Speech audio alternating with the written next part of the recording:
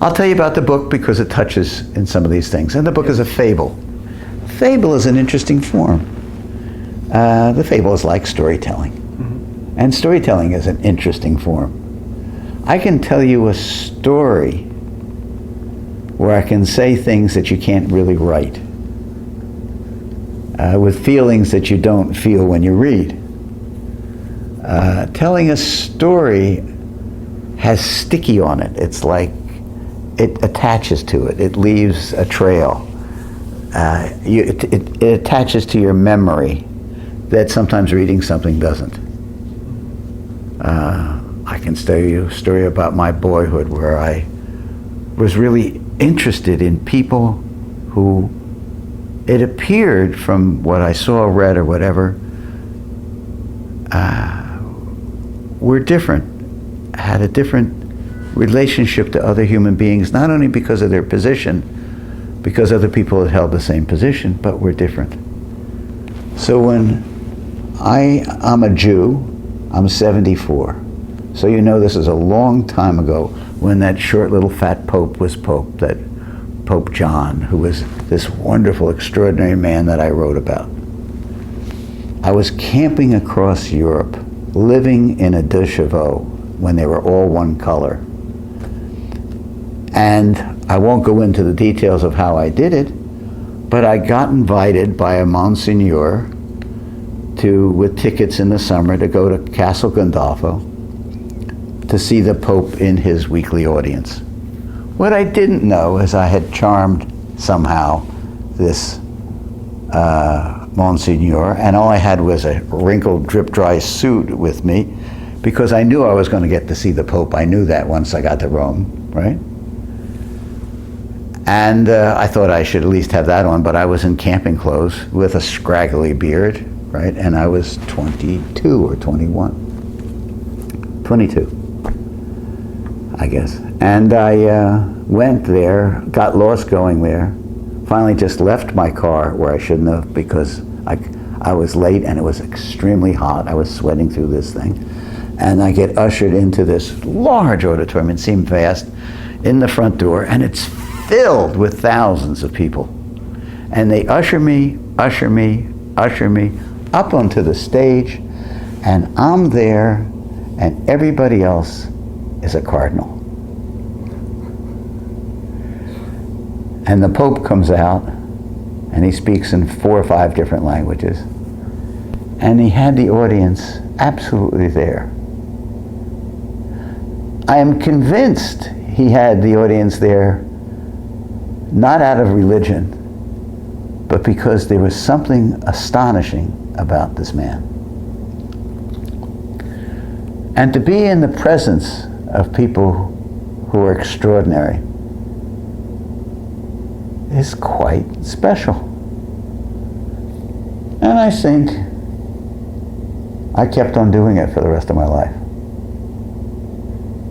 Whether it was Francis Crick, or Billy Graham, or Jonas Salk, or Steve Jobs, or Bill Gates, or Herbie Hancock, or Quincy Jones, or Yo-Yo Ma, or Nicholas Negroponte, and on and on and on. And it wasn't to get their autograph or my picture taken with them. Here in this office, if you go around the room, you won't see my picture with famous people signed. Right? And it wasn't a matter of, I wasn't trying to emulate Francis Crick.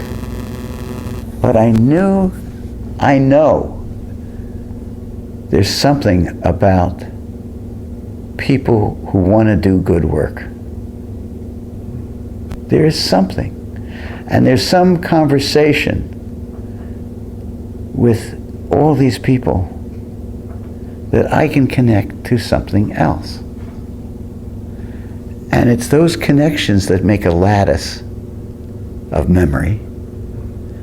And learning is remembering what you're interested in. A glib phrase that you can't fault. If you don't remember it, you haven't learned it. You're not going to learn it if you're not interested in it. It's going to disappear. You have no memory for things you're forced to remember and forced to learn. They disappear. It's like a gin rummy hand. I really care about this gin rummy hand. I know what's in my hand. I know the cards that have been turned up. I want to win, and then we deal out of the next hand. I forget completely that hand. It's gin rummy memory. Intense for about 4 or 5 minutes. Intense to bulimically put on a piece of paper, take a test, and forget. That's not what learning is. My passion is always to see patterns and to learn about things, and to learn about the connections between things for myself. My operative term is selfishness and indulgence. It's the things you're not supposed to say. Indulgence for me is a good one. If I can indulge myself, God, I've really done a good job that day. I've filled in my hole, the black hole that we all have of insecurity, of wanting to know. Unless we shove that down and fill it with something that's not true. I think I clearly let people know that I don't care about them so much. And some people take that badly because we all want to be cared about. I mean, it feels good that you come here to care about me. But I have to tell you, it was no tempt for me to come down there and talk to a lot of people, down to Atlanta. Not tempting at all. I don't really care. I don't care. I don't care if one more person thinks the way I do. I learn something every time I talk for myself. So I'm learning something today.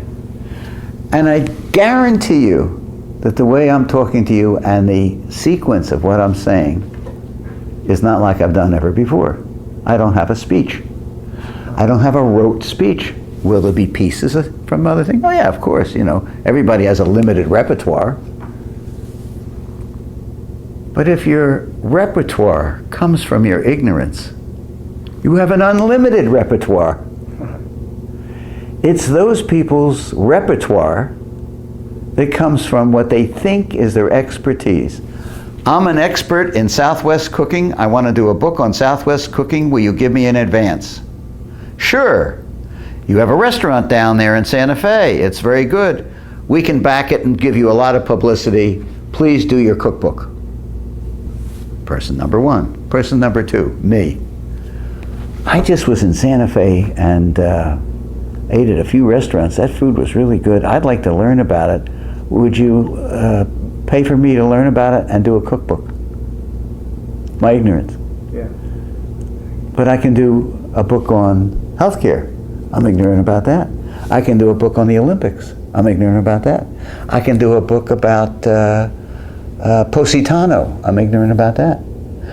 So I have an unlimited repertoire. The damn person who owns the restaurant can only do another cookbook on Southwest cooking. Right? Exactly. Now, the publisher won't give me an advance for me to learn.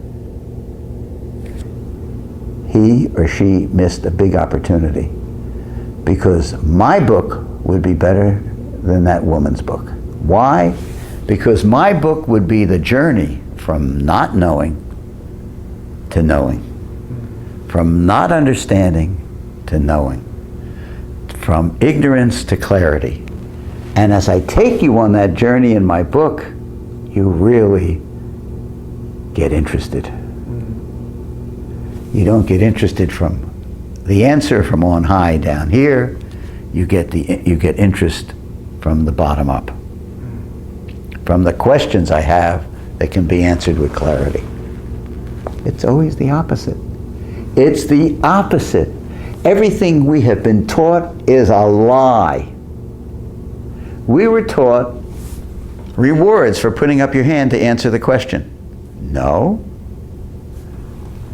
How old are you? How old are you? 51. What did you learn? Nothing. I learned you were 51. You learned from asking the question, not answering the question. I'll mention something to you do you know such and such and their book? And you'll go, uh-huh. You know you don't know what I'm talking about, right? We go through life uh-huhing each other to make everybody else think we're smart. We've been told it's better to seem smart. We go to corporate meetings and the boss. Well, what's the opposite? No, I've never heard of that person. Would you tell me about the book? What do you show? Interest and courage. So you actually get more rewards for being stupid and being honest. And then we're told, gee, that really works. That's a good car. Let's copy it. Let's make a better version of it. No, you learn from the thing that doesn't work. I only learned when I did the TED conference what didn't work every year. I don't care about it working. People would come up to me and they say, this is the best conference I've ever been to. Well, it wasn't really nasty, but I just would say thank you. And in my head I said, well, it was supposed to be. You were telling me something that I did competently. You should not reward competence. I was supposed to be running the best conference in the world. I ran the best conference in the world. I should not get rewards for that. I should have discussions with people about what didn't work about it. And then you learn. When you give a speech, a great speech, wasn't a great speech. No speech is a great speech. What you learn is when somebody said, I didn't understand when you said such and such. I couldn't hear you sometime. You insulted somebody by doing this. You tell me what didn't work. You talk too short, you talk too long, you did this, you did that. That's the learning process. Jonas Salk, who came up with the discovery of the Salk vaccine, became the most famous person in the world for his 15 minutes or 15 hours or 15 months or 15 years, whatever it was. He was a friend of mine, and I was doing a book on failure at that time. He said, this is a ridiculous conversation, Richard, to talk about failure. That's all I've ever done in my whole life. I failed, I failed, I failed, I failed, I failed, I failed, I failed. 10,000 failures. One thing worked. It was the Salk vaccine. Science is about failing, failing, failing, failing. And what are we taught? We worship at the foot of success. We don't understand the nature of failure. You understand that process, you discover the Salk vaccine or something else.